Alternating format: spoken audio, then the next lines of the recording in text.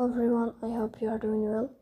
Today we'll talk about how to fix or how to solve the problem of installation failed on Rapid TV. You click on settings.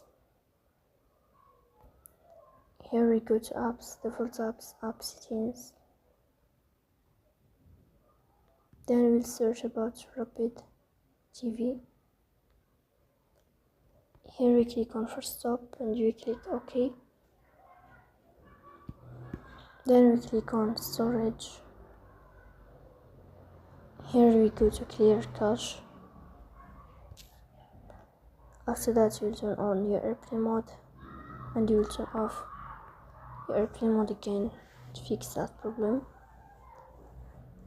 So that's it. Don't forget to support us by like and subscribe. See you next time and thank you for watching.